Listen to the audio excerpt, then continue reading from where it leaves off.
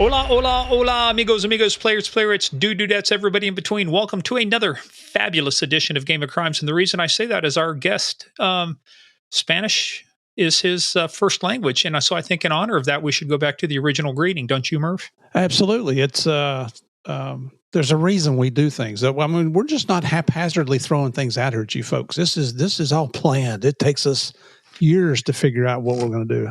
Or minutes. I don't know, one or the other. And whenever we do it, we can't remember what we did 2 minutes ago, but it takes us years to plan it out. So, and I even practiced my Spanish with our upcoming guest here. I used my introduction, my hola, y'all, and he understood. And he actually had better white Spanish, gringo Spanish than we did.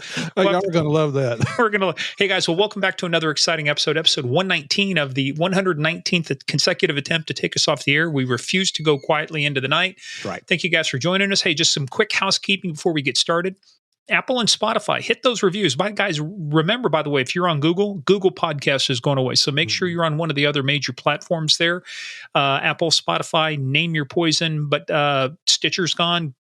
Google Podcasts will be gone, but just make sure you leave your 5 stars wherever you can. Head on over to our website, gameofcrimespodcast.com, for everything about the show, including merch and books. We list things over there, including with our next guest, too. Follow us on that thing they call social media, at Game of Crimes on Twitter, Game of Crimes Podcast on Facebook and the Instagram, but definitely where you have to be. And we look, I tell you, we just had some fun again. Patreon.com/Game of Crimes. We did our 911 episode, the most unique 911 call, I think, ever taken in the history of 911 calls. It's you'll hear us laughing, doing a lot of laughing. You got to listen to it. You'd heard it before, but it was like one of the, can you imagine being the dispatcher taking this call and trying to, what happened now? Then we get into a real serious case. Yeah. Yeah, but we get into a real serious case, but we thought we'd lead off with something fun. But we also do a lot of stuff. We got our Q&A coming up too here. So if you've got questions for us, make sure you get that in for us as well. We've got Case of the Month and our Warden of the Throne. We just did another couple good ones there. Quad Case. We do Murph picks 2, I pick 2. So great stuff, folks. Just go over to patreon.com/Game of Crimes. Yeah. And also make sure you go visit our favorite Mafia Queen, Sandy Salvato, the Iron Fist with the Velvet Glove. Rules over everything that is called Game of Crimes fans. Just go to facebook.com/ or just not slash, but search for Game of Crimes fans. Ask for admittance and you will have fun. I think they'll have fun. Don't you think they'll have fun, Murph? Absolutely. I can almost guarantee it. We guarantee it. There you go. For 30 days or your money back. No. Well, it doesn't cost you anything for the podcast. Of course, we can't give you money back. Right. Hey, but Murph, this is a show about crime. We talk about bad people doing bad things and bad people doing bad things to good people. We take the story seriously, but we're not going to take ourselves serious. And if you haven't figured that out yet, well, hang on. Yeah, because we're going to prove we don't take ourselves seriously, because guess what time it is, Murph? Guess what time it is? I know it's late afternoon for you and you're going to sleep, but guess what time it is? It's nap time, but what it is time for is Small Town Police Blotter. All right. Hey, this one comes to us. Actually, I stole this from the Game of Crimes fan page, courtesy of Molly Fitzsimmons Schlenz. Hopefully I said that right. SCHLENZ, Schlenz. So this comes to us, Murph, from Bath Township Police Department in Michigan.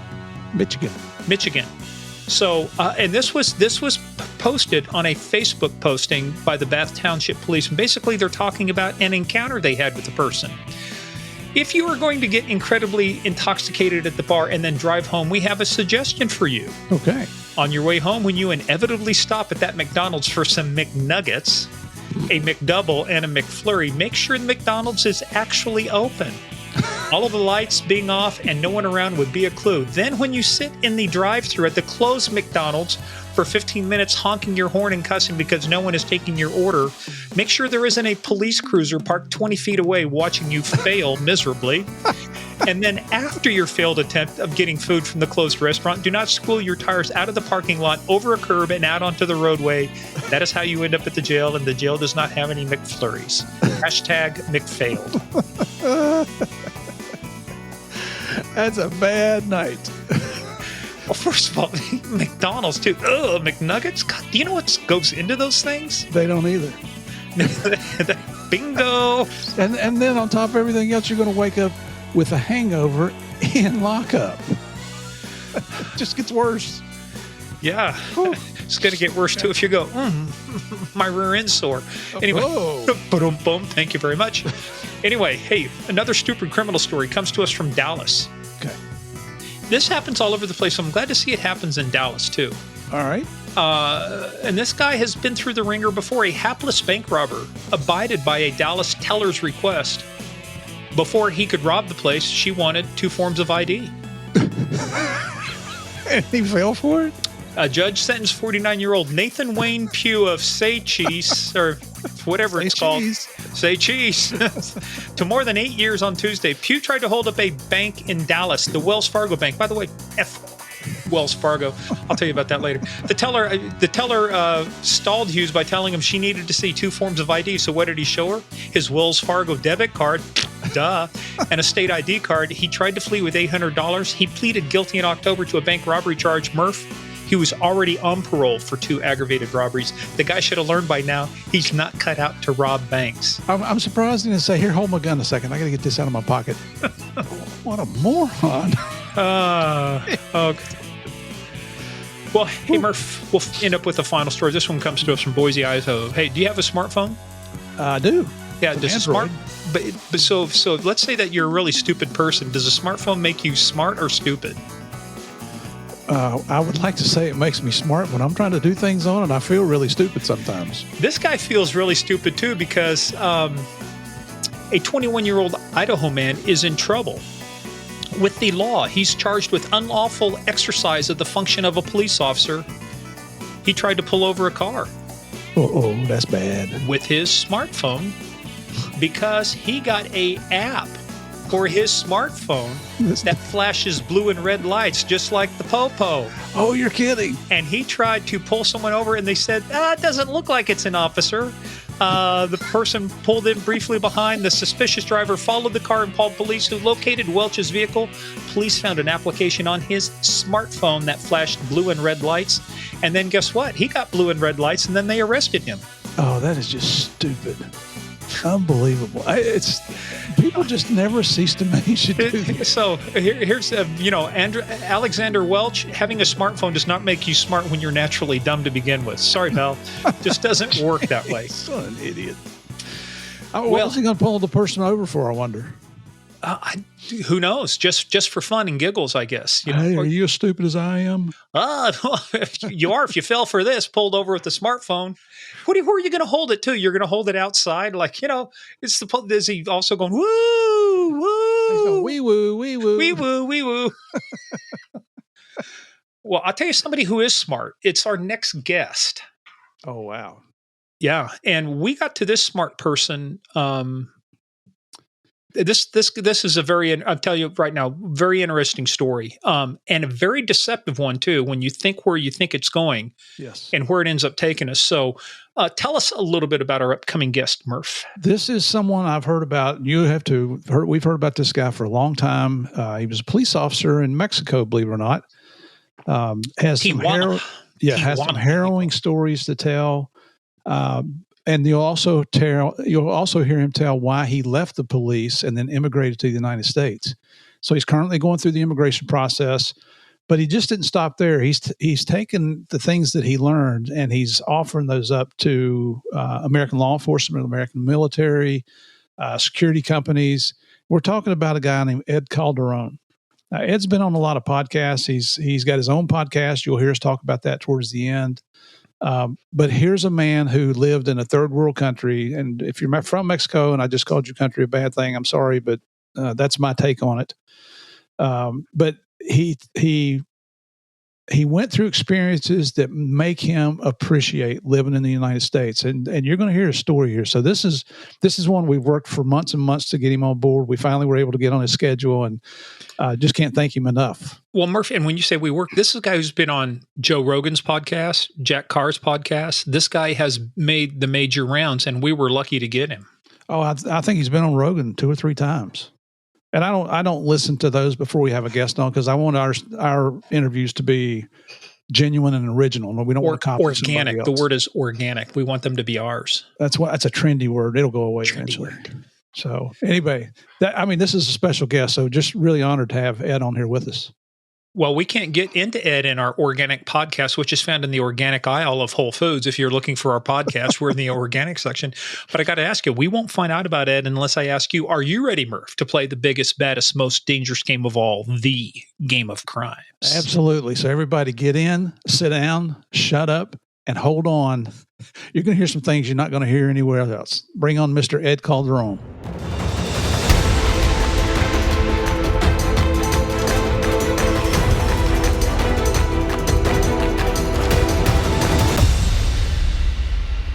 Well, hey, I'm going to just break. We weren't saying our usual intro, but I'm going to do it for this because it's going to make sense. So, hola, hola, hola, amigos, players, playerettes, dudettes, everybody, welcome back. We've got a really special guest on. Not only is he special because of what he's done, he's special because we had to book this far in advance because this dude is so busy. He's been on a lot of the major podcasts. I just listened to a 3-hour interview with Jack Carr. So we want to welcome former cop, really good guy. Welcome to Game of Crimes, Ed Calderon. Amigo, bienvenidos. Thank you for the multiple language welcome. I feel pretty excited. Because say очень приятно, товарищ Nupuruska. Yeah. Nostra vex tavernáculo no cuento sis mortum est. Mi español es peligroso, lo siento. You tell him, Ed. Shut him down right now. Yeah. Look, Murph, wait till Murph starts speaking Spanish. You're going to be dodging that like you're dodging bullets right now. Now, let me just see if you understand this. Hola, y'all. Oh, that's great. That's great. There you go. I mean, I remember somebody saying, "I used to could" once in front of me, like a few years back, and I was in the United States. I was like, "Sir, could you sit down with me and explain what "I used to could" means?" What part of the South were you in? Somewhere in Tennessee. Hey, I was followed around a Walmart. If you were followed, there you go. There's 2 strikes right there. You're in Tennessee and at a Walmart. Yeah. That was my moment of learning, Yeah, and third thing was if you'd gone to a Waffle House after that, you would have completed the cycle. So, Waffle House is definitely a very spiritual place where people, you have to fight and eat at the same time. It's a great place to learn urban survival. Hey, there's a lot of people in Walmart that are on work release. You know what I mean? Yeah. If I'm right, Ed, that's where you pick up some of your techniques is watching the fights at Waffle House, right? That goes into your training later. I mean, deflecting chairs is something that's probably. I think it's on their. That was a Jedi move. Yeah, what that one lady did, where she deflected that chair. It's like, man, next thing I would have thought is pushing back and people hitting the wall. One thing I always say is that we're an expression of where we're from and the environment that made us. And you could definitely tell she was from the hood. She'd been through a few fights. So, yeah, you guys can tell this already. This is going to be fun. But hey, we got to get started though with you too. With thing of ours, Cosa Nostra, as we say, thing of ours. You were born and raised in Tijuana, Mexico, as they say. Yeah. But how did you? That's a tough area, right? I mean, you're not too far from San Diego. A lot of cross-border stuff. But what led you into wanting to become a cop? Did you have family, friends? What led you to wanting to become a police officer in obviously a very dangerous area? Yeah, well, first off, Tijuana was not that dangerous when I was growing up. I mean, the violence started kind of like really percolating to the top probably in the 90s. I was born in 82, so I got to see Tijuana when it was still not as rowdy as it turned. I had nobody in my family that was a cop, and I was a punk rock kid. Skateboarded. I would get in fights with the cops, the municipal cops in Tijuana. It's always been a pretty corrupt institution. So I had a "fuck the police" banner on in my room and stuff like that. So I didn't want to be a cop. That was far from my mind. But Mexico being the way it is, there was not a lot of options for a young man that didn't have a lot of career path choices. I did about 2 years of medical school. This was around 9/11. Economy went in the toilet, and I had to find options. It was working at a call center. It was working at this weird experimental police force that I saw in an ad in the newspaper. Or it was joining some of my friends that went on and joined one of the 2 major cartels operating in the area. So go back, experimental police force. What the hell is what is an experimental police force? It was something that hadn't been talked about a lot. I recently did a long conversation podcast with my former boss and legendary Mexican lawman Lizaola. Yeah, he was a army colonel. Very, very smart man. Basically, they handed him a program of training up a police force that then he would then lead. And he very much basically focused on creating a militarized, counter-narcotic, Americanized in a lot of ways police force on the border, and selecting the different types of people for it. Basically, he was looking for young and rowdy people for it because he knew he was basically going to go into a war. I saw the ad in the newspaper, showed it to my parents, and they were like, "You're crazy. You're never going to be able to do this." And that was their worst mistake, probably, because I love challenges. So I found myself in a refurbished prison being trained up by members of the GAFE. These guys are where the Zetas originated. Mexican Special Forces guys were the ones in charge of our training. So it was quickly apparent that this wasn't your run-of-the-mill, police agency. It was they were getting us ready for something different. This one, were they going to focus on kidnappings?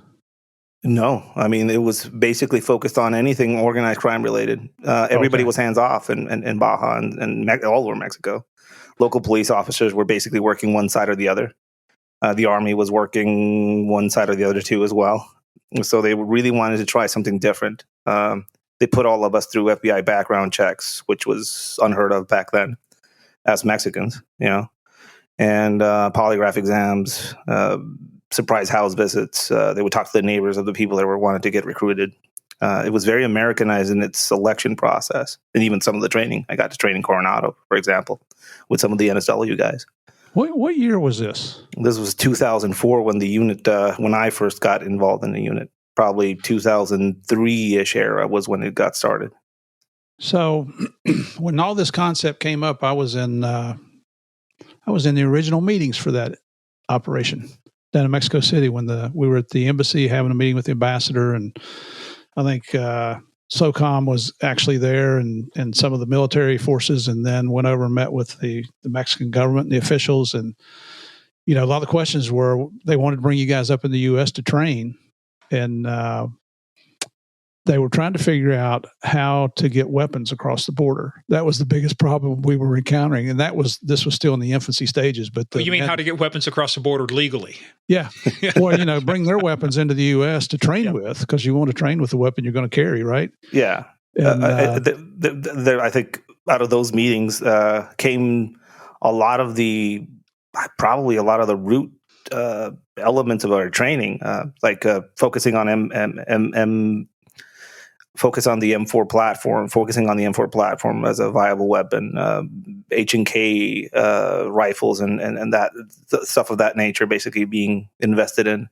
And then us basically go into the U.S. and learn from, U.S. agencies and the military to kind of how to figure out this pilot program of what they were trying to do at a nationwide scale. They did it in Baja first, and then when I say they, I mean Lieutenant Colonel Lezaola, who was basically the guy that originated this form of policing in Mexico. He started in Baja, and then he got moved to Ciudad Juarez, where he basically had the same kind of results. He put the crime down to he put those cities off the most dangerous cities list on the planet. Well, it was not an easy process, of course, but a lot of that kind of started off with him. That's fascinating, because we came back for a second meeting on that, and it was starting to move forward. And I mean, even ATF was talking about, well, we can get the weapons across, one way, but we can't get them across the other way. And we're thinking, well, just let one of the gun shops send them down to Mexico, because they're doing it anyway. But that was a big joke in the meeting. But I never heard any more about that. So talk about 0 degrees of separation. Here we are. There was an attempt. It didn't work. Is all I'm going to say. Like it didn't work in the long run, because, like everything in Mexico, things go in a cycle of 5 to 6 years, which is a presidential term. We had a lot of backing because we had two political terms of a basic federal presidency that were of the same party. So there was a continuation of efforts. And then was that Fox? Yeah, it was Fox and then Calderon. Any relation? No, not at all. Not at all. Even though I got a smile out of you. No, I remember I worked for a governor for a bit, and I used to have my name tag and stuff like that, and people would look at it for a minute, It was one of the most corrupt presidencies that we've ever had, the Felipe Calderon administration. Not because of any other reason than what they decided to do, which is basically militarize this drug war and to put people in charge that were completely corrupted. Martinez Luna was one of the guys that was basically at the head of this institution that we were working under, and as things have come out recently, he was basically working for one of the largest criminal organizations in Mexico at the time. Yeah, Garcia Luna, yeah. So we used to meet with him too. I think he was in those initial meetings. Yep. So he was on the take for a long while, and he was the guy in charge of basically setting up programs and verifications and selection programs for us. Like, we had to go through multiple confidence exams, FBI background checks, polygraph exams, almost on a yearly basis, while he was in charge of us. And did anybody put him through a polygraph? That's a great question. He's in prison here in the United States now. Yeah, that's a great question. It's a question that I would ask American policymakers and people of that sort to kind of think about. All of us, including myself, and people can verify this. I went through multiple FBI background checks. Every time I would go into training in the U.S., they would check our names just to see if anything popped up. But somehow the guy that was in charge of everything at a federal level scrutiny. Was in constant communication with with the other side. And our folks that were there in Mexico, stationed in Mexico City during that time, he was always very suspect. There wasn't an open sharing of information. I'm trying to be a little diplomatic here, but when a guy retires from the Mexican government, he moves to Miami and buys a $12 million house. In law enforcement, we call that a clue. Well, no, he's just thrifty. He saves his money and cuts coupons. He did. He just didn't tell anybody where it came from. Well, I think it revealed what it should have revealed to Americans when that happened is the fact that this problem with cartels in Mexico is a problem that doesn't have any borders. Realistically, it is a top-down problem. Martinez Luna was in charge of the whole scheme of fighting and starting this drug war, and utilizing federal forces, utilizing state forces, utilizing coordination with local forces and the military. Luna left, and he's in custody. But a lot of the people he worked with within the organizing structure of the military are still there. Mm-hmm. So let's talk about you for a minute too, because coming up through this, you passing the background checks, that's one thing, right? But it seems that one cartel or the other, depending on which side, is most favored by who's ever in power. But you had to have been targeted too by them, right? Either for recruitment or for compromise, or all the time, right? How did that happen? How did that work? How did you resist it? So the first attempts at trying to figure that out were when we were going through training. People started getting kicked out during the process. It was a 6 to 8 month process of training where we're basically put through a boot camp, urban combat policing type academy that is very much designed to make us quit. That type of selection process. While we were there, we're seeing members of the group that we're in basically being pulled out of formation, and we don't see them again. And since we're, young and stupid, we can't ask any questions. We just assume the worst. Later on, it became apparent that these people were not passing their FBI background checks, and some of that stuff takes a while for it to come back. So these people were found to be people traffickers, or caught or arrested in the U.S. for something and deported, or they were found to have some sort of association. So even at the start, there were attempts to basically put some of their people in. When you got out, it was always somebody that's already in approaching you with a question. Hey, do you mind calling us when you're going out and where you're going to be patrolling? there's some money in it for you. And you're like, that sounds like It was that blatant and that upfront? It was that blatant, that out front, because these were people that belonged to different institutions. So when I got out, I was working for a thing they called Base de Operaciones Mixtas, which is a mixed operations group.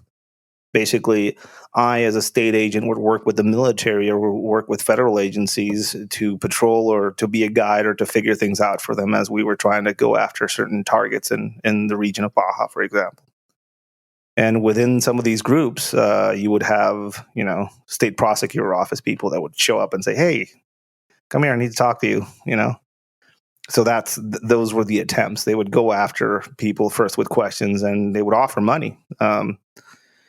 I think the first time I was offered something was like $500 just to tell them where we were going to be during our operations, basically to report back on where we were. And what risk do you take when you say no to something like that? Oh, it's a big one. It's a big one. But so why did you say no? Because I was living in a military barracks and I didn't have any family to speak of, and I had nothing to lose realistically. And that's exactly why they recruited people like me for that group. We were in a lot of ways protected. We were one of the we were one of the best paid agencies in Mexico. I was one of the most highly paid agents in that group as well. So for me, it was just the math of it, and also we had 2 generations of agents already out, and the horror stories we would hear back from people that said yes was enough for us to not fall for that one. It's they would tell us, that the Lieutenant Colonel Lizola would say, "The hand that steals will hide itself, but the hand that spends will give the other one away." Almost like warning children about the devil in a lot of ways. But it was true. Once you're in that pocket, you can't get out. And also, if you're working for one side, the other side views you as the enemy. So that's why you get people that work in some of these police institutions get assassinated outside their houses or murdered before they go to work. It's because they're working for one or the other side. And once you do that, you're basically putting a target on your back. There's no getting out of it, and there's no, dropping it and leaving and retiring. There's none of that once you're on that payroll. So it was just never an option for me. Very smart. Yeah, there's no retirement plan in the narco, in the cartel business. You either die or you go to prison. Very few people have a 401k. And in the police, I had no concept of a retirement plan for me, and I worked for 12 years in a police institution that was one of the most highly paid in Mexico. Well, let's rewind a little bit to talk about some of that, because one of the things that bothered me, we're both cops, that too. I mean, you cut us, we bleed blue, and it hurts me when, I've lost friends. I know Murph has, you have, but the rate at which you lose some of the officers down there, the number of officers that are killed at any one time in some of these ambushes and stuff like that, it's just, for me, it boggles my mind, because I think about some of the bad incidents we've had here in the U.S., and it only involves maybe 4. There was a couple of times where 4 officers were killed, something happened. But you've had instances down there where there's 20, or more killed. How does what is it that keeps the public from rising up? Is it fear? Is it the power the cartels have? What is it that keeps from, when you have a huge event like this, from galvanizing people to say, look, we've had enough? Yeah, well, I think number one is the police is the enemy in a lot of these places. That's sad fact of it. I remember realizing this when I went with the military and a few of our agents to this small town in Ensenada. A lot of things had happened there, and we were basically cleaning up. We were responding to something that happened overnight. I thought we were there to, basically stabilize and keep people safe. The amount of spit that I had to clean off my gear and all the ways that I'm going to die screamed at me from all these ladies. I didn't realize that the people that were arrested and killed there that were cartel members were all family members of the towns we're in. They were the basis of the economy. We were the enemy. We were the villains. I think that's a big aspect of it that not a lot of people realize, that these organizations are so ingrained within the government and within the social stratus of everything, that they very much are a government force of their own. They're very much providers. They're very much protectors, and they're very much linked with blood by the people that are around them. That's their armor. That's why they are hard to defeat. That's why they're hard to move out of the way. Well, that's kind of Pablo's approach too, Murph. You become the Robin Hood. You provide all the money, you build schools, you do things, and pretty soon, I mean, even in Mexico, right? I think if I understand correctly, I think the cartels are the second biggest type of business in Mexico right now. Yeah, and I think Pablo Escobar and what happened in Colombia gets brought up a lot. And I researched and studied this deeply while I was going through my process, figuring things out on my end as far as the work that I did. We are beyond that here. Pablo Escobar, the amount and the size of influence that some of these criminal organizations have and the foreign aid that they get provided to them are not anywhere near what happened in Colombia. And also, Pablo Escobar built himself a prison. The head of the Sinaloa cartel, the real originator of this cartel, has never been arrested. So there's no problem on his end as far as the size of the scope of the issue. He learned his tradecraft in Los Angeles. The Sinaloa cartel, truthfully, is more of the Los Angeles cartel if you really go back into the history of it. The government, not to interrupt you, but are you talking about Mayo? Yeah. Mayo Zambada? El Mayo Zambada has never been arrested, and he learned most of his tradecraft in Los Angeles by people that were involved in the Bay of Pigs. So the scope of the problem, I think, is beyond anything you would see that you saw in Colombia. It is so ingrained in society, like the government, the military, everybody's in on it. It is interesting to see the concept that the U.S. has of fighting these cartels, and they think there are just two of them that are fighting each other, but they don't realize that for them to be able to operate that openly, they have to have some sort of government sponsorship. We recently had our version of the WikiLeaks incident, basically, a major leak of government documents from the Mexican military, Sedena. They call them the Guacamaya leaks. Within them, the military themselves report on how certain military regions favor one cartel or the other. I mean, this is like the Pentagon reporting on I don't know, like military units within the U.S. supporting one side or one gang or the other, depending on the region they're in. So it's a clear problem. It's open.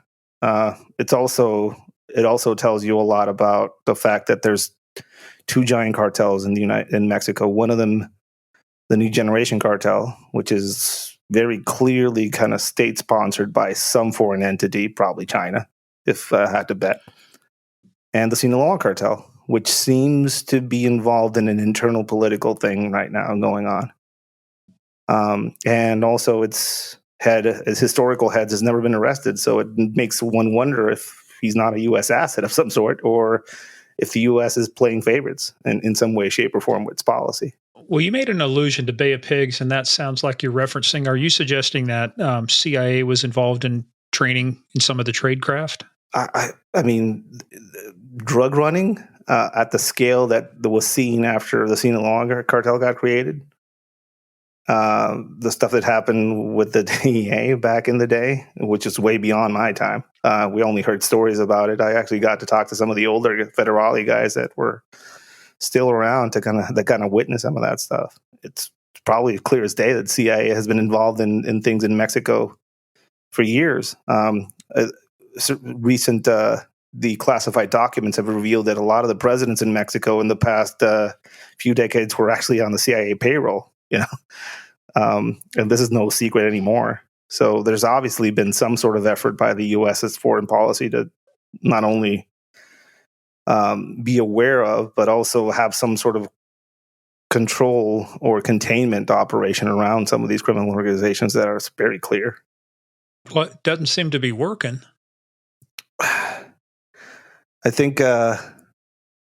I mean, if you talk containment, there is no containment. I mean, you're getting to the point now where the cartels run I mean, regions. They are better equipped than the military is. When I saw a picture of something, I had to look at it for a couple seconds because I said, no, that's got to be military. Then you look at it. No, it's cartel. Armored vehicles, air assets, surface to air missiles, machine guns, a high powered, they've got explosives, these things are, like you say, an entity unto themselves. I think what changed is that a new player got involved in Mexico. At some point during the legalization of marijuana in California, there was a big public thing said about them going after cartel money by making pot legal. Didn't work. Thank you. Cartels were already growing pot in federal lands and still are. They were already involved in illegal grows, and they just turned them into legal grows. And a lot of the crops in Mexico just basically changed to heroin.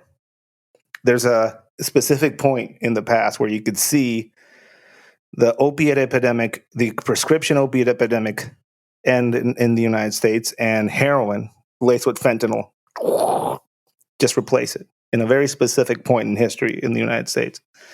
And you can kind of tell around that time the legalization of marijuana was happening in California, and that whole thing was happening. Mexican heroin is very weak. It's not like that stinky dark stuff you find in the Middle East, or the stuff they used to find even in Mexico that was brought in from other places. It was light colored brown. Somebody somewhere figured out that if you add fentanyl to it, you could give it a very substantial kick, and clients are going to like it. And when I say somebody, all fentanyl back then came from a specific source, China, and started getting produced in Mexico. And now they send all the precursor chemicals there. In fact, they're even enabling a lot of the money laundering for the cartels, back through the Chinese banks. So China's very, in fact, there's a book, if you ever get a chance to read it, it's called Unrestricted Warfare. Yeah. It's by 2 Chinese PLA officers. And in it, they actually lay out this whole thing around fentanyl has been written. You look at it. There's the corollary to it, but they actually described how to make a society implode on itself, and it's through the providing of these. You got to facilitate the money, the logistics, but the chemicals. Man, you give people enough fentanyl, they'll do your work. They don't have to fire a shot. We'll kill ourselves. I think what happened recently, that you say the containment failed.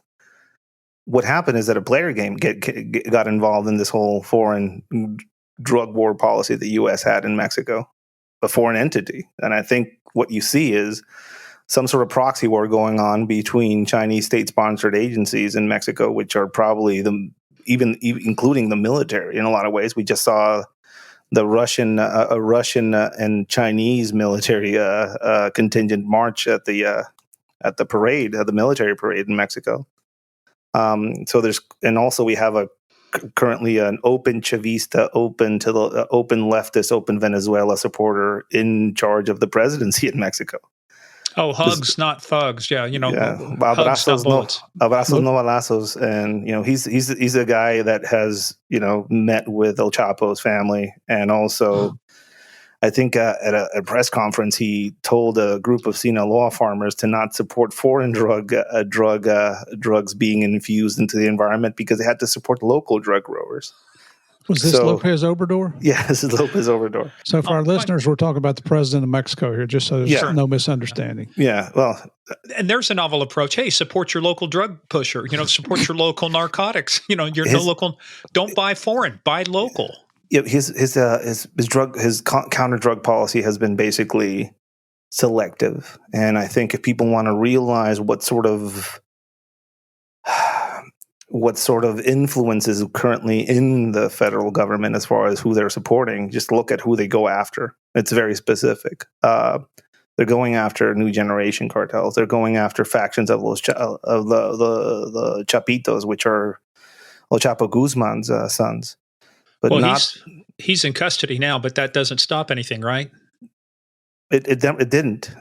He was, from the perspective of somebody in Mexico working in law enforcement, the fascination and the effort against El Chapo Guzman was boggling to most of us, because he was a celebrity, but he didn't run things, not at the level that the U.S. seemed to think he was, I guess, which I don't know. It was He was a big target. There was a lot of effort put to get him in custody, and nothing really changed with his arrest, which was performed by two federal police officers, by the way, not by the DEA, not by the Mexican Marina. Is something that I want to just get off my chest, because it's been a recurring thing that I hear, like, oh, the DEA arrested him. Or the No. We didn't say that. The guys we talked to made it very clear. It was the Mexican Marines who went in. They were working with them. But you're saying it was two federal police officers? He carjacked us. Eventually. But I'm talking about the operation overall. Yeah. But the actual, I know what you're getting at. The actual arrest. The actual arrest was done by two federal roadside cops.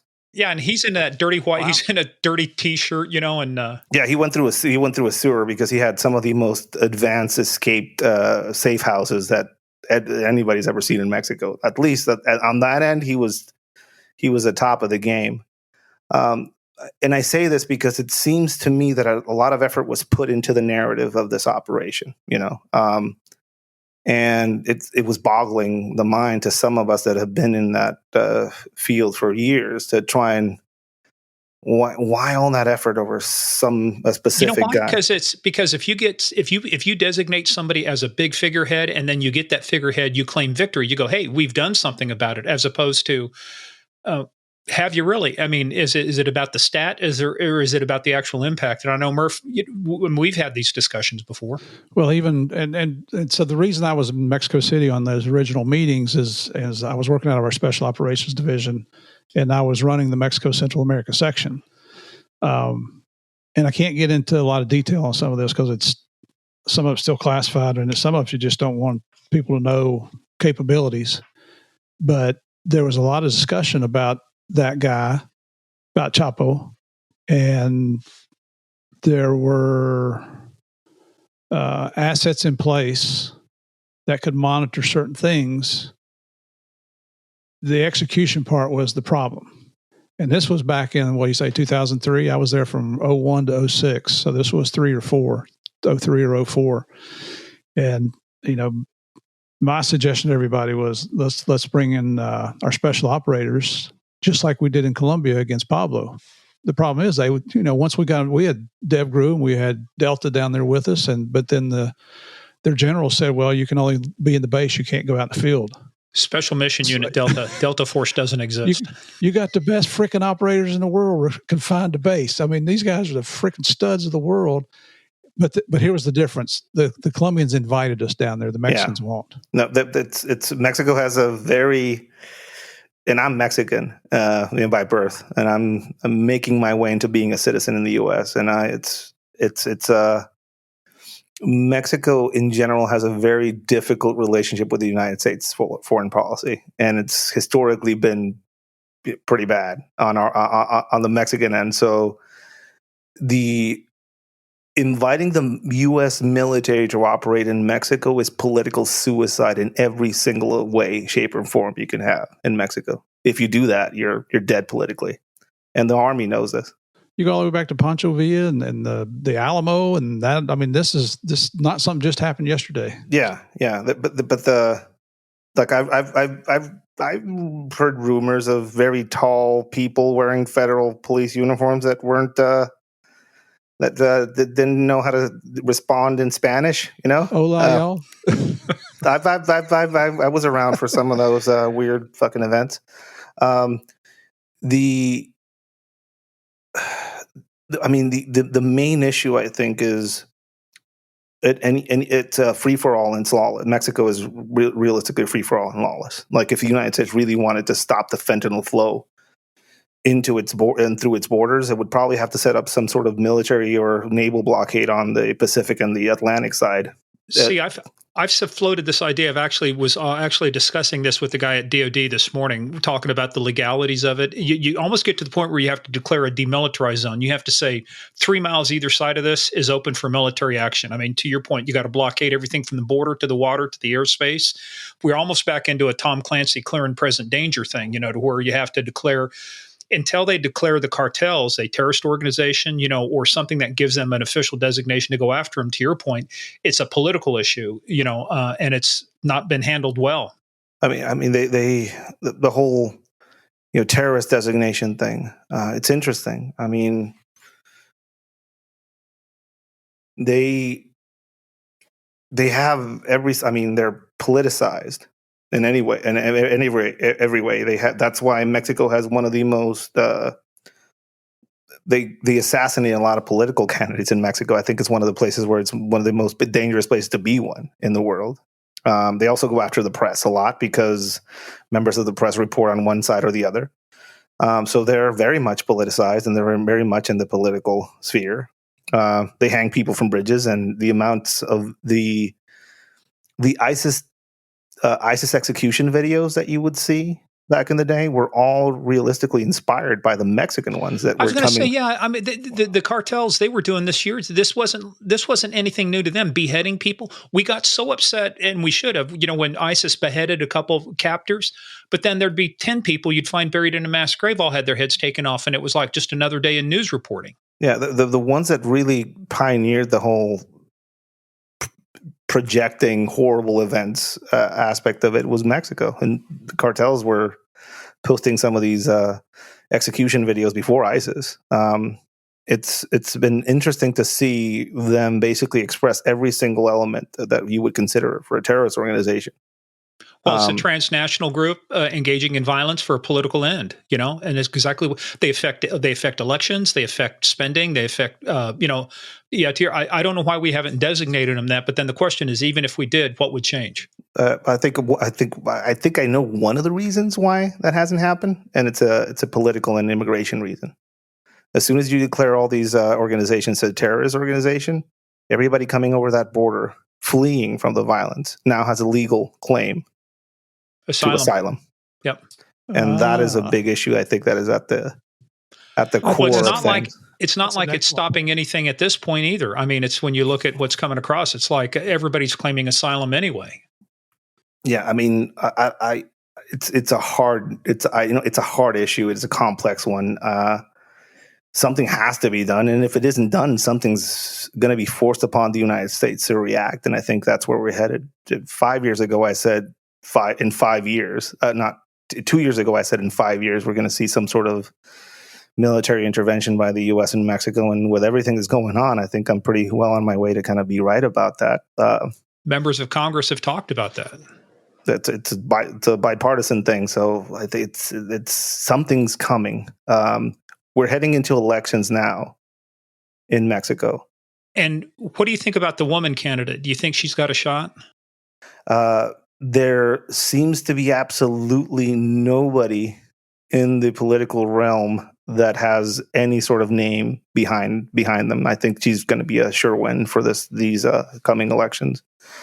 The other guy that was running, Ebrard, who was basically taken out, he had some interesting ideas about the state of security in Mexico. And I think some of these are going to be rehashed by this political candidate. He had something called the Plan Angel for Mexico, which is basically a AI-ran, Chinese state-provided security plan that involves social credit and social credit. Here we go again. Yeah, it's social credit and surveillance and drones and you name it, basically. And he showcased this video of the people that were involved in the creation of this. And there's a big segment of that on the Chinese president basically showing up in that video. I think that's where we're headed. There's open hostility and there's an open political hostility between Mexico and the United States now. There's a lot of tension going on, and China's being invited in. And you can see that in different layers of the politics in Mexico, and anti-Americanism in Mexico is at an all-time high. So it's a perfect storm. Well, let's rewind a little bit because I want to talk a little bit more about your time on the police force now and on this experimental group. So what were some of the things that you got involved in that you started, at some point you felt like you could make a difference, right? So what were the things that you were doing that you thought, hey, man, I really can make a difference. I really can impact things. What kind of operations or things were you guys doing? We would basically get information from basically a national platform of information that just got started, and through leadership. And our leadership was basically the military members that were working in a civilian capacity at this point, like Lezola. Since they were members of the military and they were high-ranking officers, they had access to information that none of us could ever have access to. So there was a clear line of communication from the top to all the way to the bottom. And we had people that we can trust, that we can work with, and we had actual, secrecy within the groups once we were settled. So would basically be going out every night, figuring some of these target packages out, from grow sites to laboratories to people who were running some of the most sophisticated abduction and ransom operations the world had ever seen back then, to just figuring out where things were coming from and where they were going to. A lot of that work was done in cooperation with the United States. I got to work a lot of stuff with our liaison unit. So it was basically, you could see the pace of it as soon as Lezola got involved in actually being the director of us and getting everything lined up so we can operate. It was clear. It was work being done. It was fear being felt on the other side of the table. The people we were fighting. Our weapons changed. Before we were on, it was unheard of to see a police officer carrying around a fully automatic rifle or a grenade launcher for that fact. And slowly but surely, he started arming us and preparing us for a war. He very, very much treated it as a war, or as a counterinsurgency, is what he would say. He would, instead of sending us out in small groups, he would send us out in big groups, and we would operate in different parts of the city during the night, and we would move around. So it was an unknown where we were going to be or what was going to happen. We didn't even know where we were going to be sometimes. Some nights we would just be moved around randomly. What was your area of responsibility? Just Tijuana or the state? All of Baja. All of Baja. And I worked outside of Baja a few times on loan, but mostly all of Baja. So, and Mexico, if I remember, is structured, is it 38 states or 37 states? 37 states, I think. Yeah. So you've got state police forces, right? Then you've got a federal police force. So back then the federal police was basically army guys dressed in gray, and they would ride in the back of our trucks. That was the federal police back then when we first got started.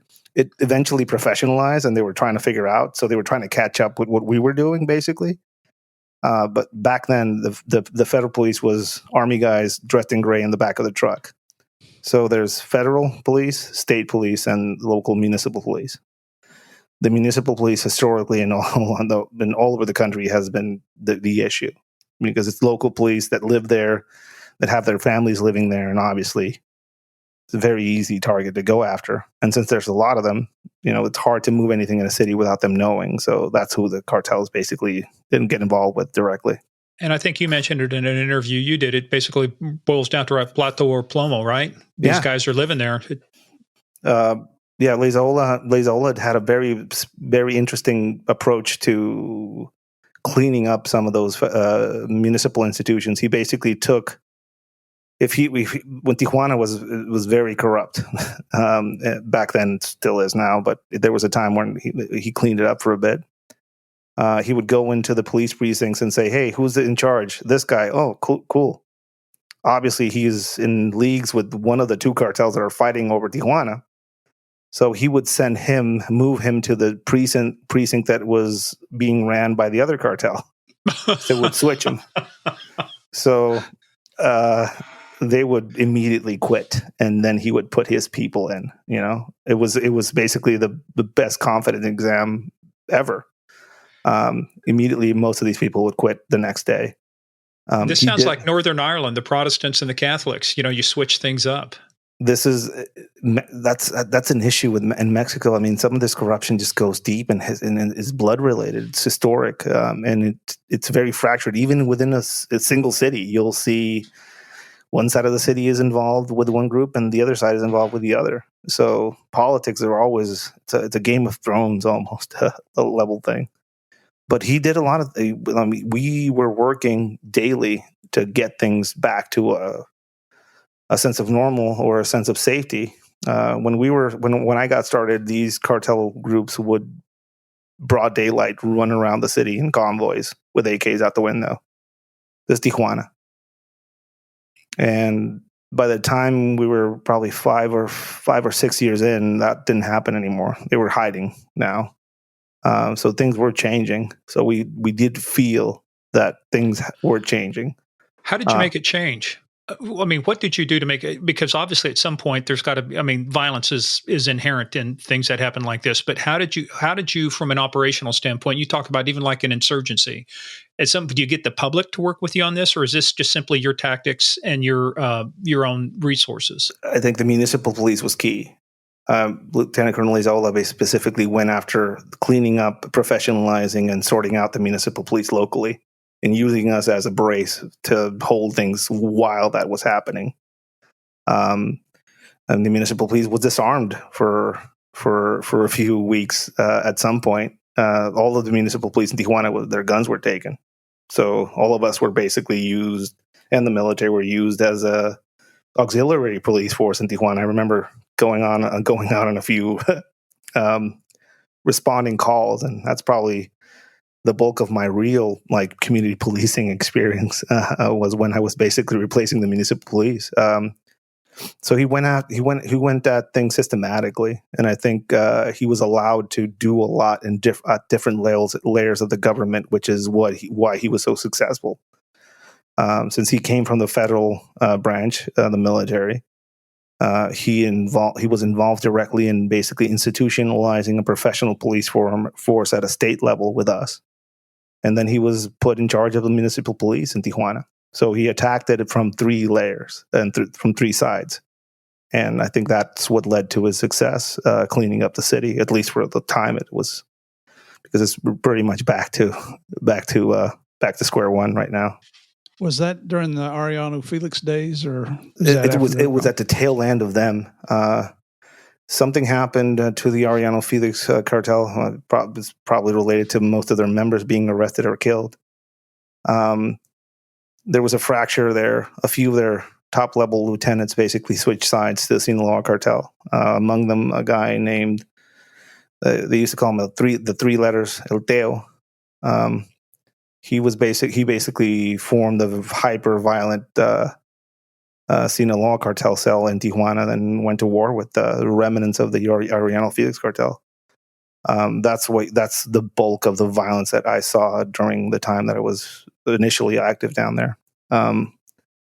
You would see 12 people show up dead one night. You would see shootouts in the middle of the day in different parts of the city. You would see the military basically show up and be involved in some of these shootouts as well. So it's very much an urban warfare setting. With a lot of the things I saw, I think when we would go to foreign training and learn from other people, I think I remember having this moment where we were being shown some of the IRA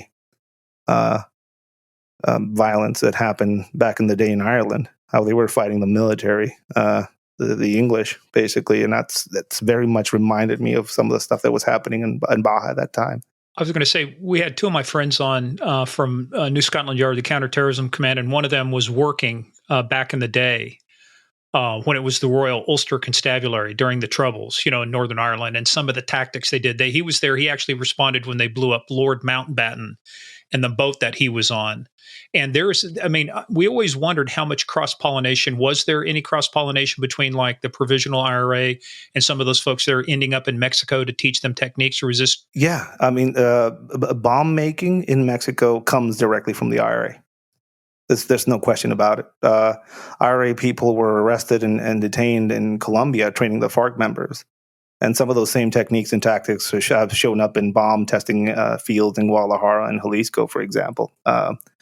Those homemade mortar devices, mining explosives being utilized to arm civilian drones and to disperse very poisonous chemical pesticides as part of the payload. A lot of these actually do stem from some IRA influence. So there's definitely an influence there as far as the explosives that have been found all over Mexico. We've been experiencing this renaissance of explosives all over Mexico recently. Roadside IEDs are now a thing, and the military is actually learning and preparing for them now. It's something that hadn't happened realistically. I mean, we've had car bombs before, but like roadside IEDs are now being utilized in places like Michoacan, for example. Well, Murph, what was the stat when you and Javier were down there going after Pablo? How many bombs a day were going off at the peak? It wasn't unusual to have 10 or 15 per day. There was one evening when we'd been out on ops all day. We came back. We're at the base in Medellin. That night, we heard 17 different bombs go off. Wow. Yeah. In Mexico, there's places where these bombs are being utilized, specifically drone ones.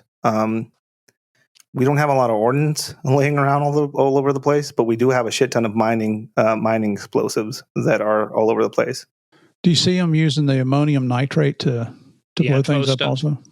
Every now and then, specifically what they utilize is that thing called CEMEX, which is basically plastic, mining level plastic explosives, is what we currently see a lot. Those loads are usually made with that. And it's controlled and restricted, but it's Mexico. You can't have a gun unless you're poor. If you're poor, you can't have a gun, but if you have money, you can get whatever you want here. Yeah.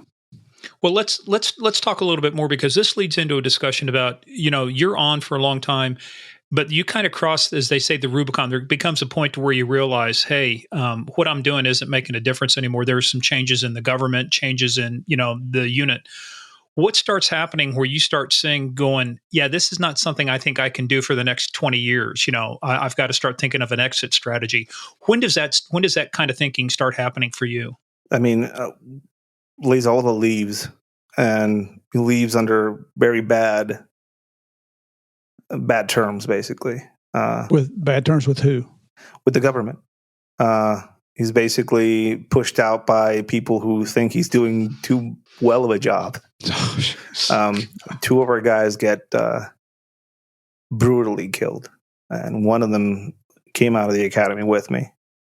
I knew his family. Great guy. What's his name? Arenas.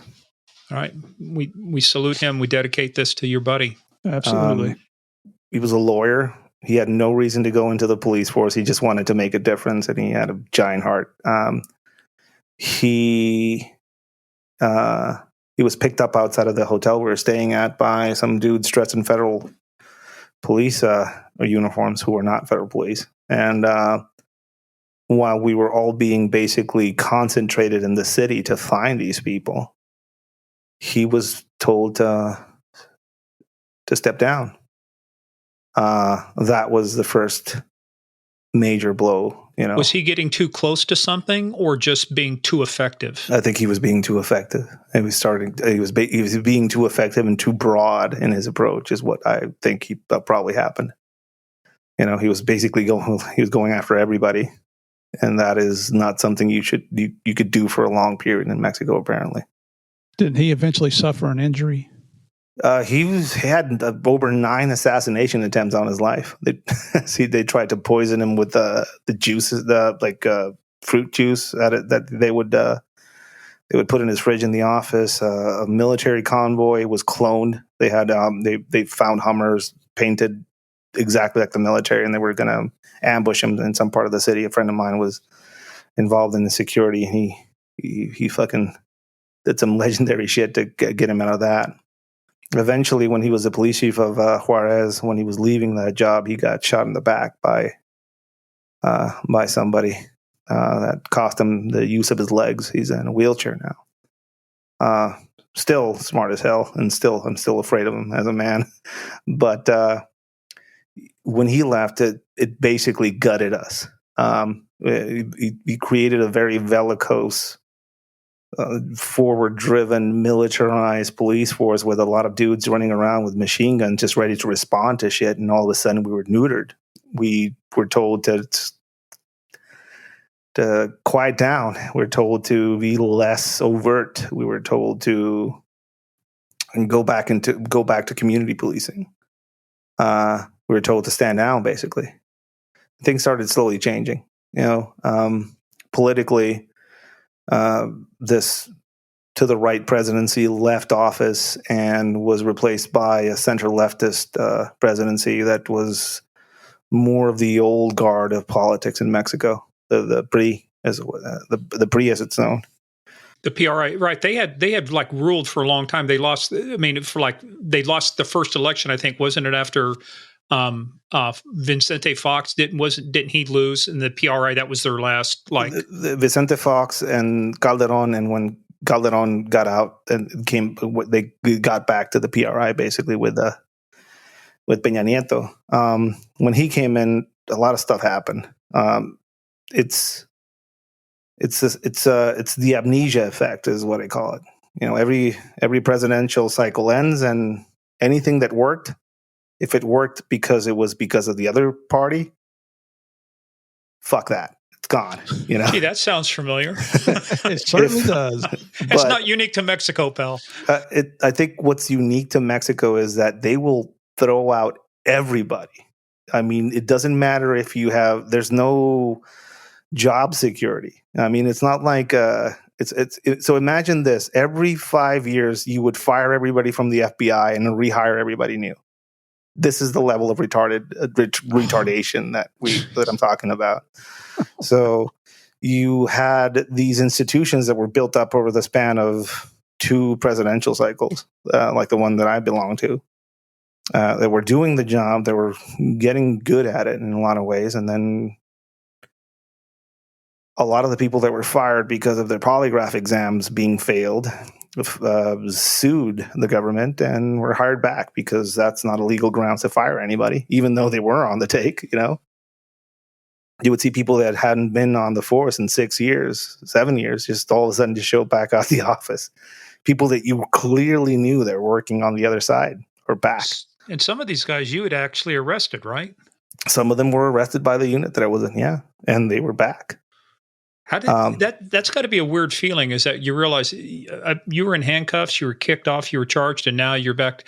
I mean, you talk about trust issues. I mean, inherently. Oh, yeah. They were laughing in the office.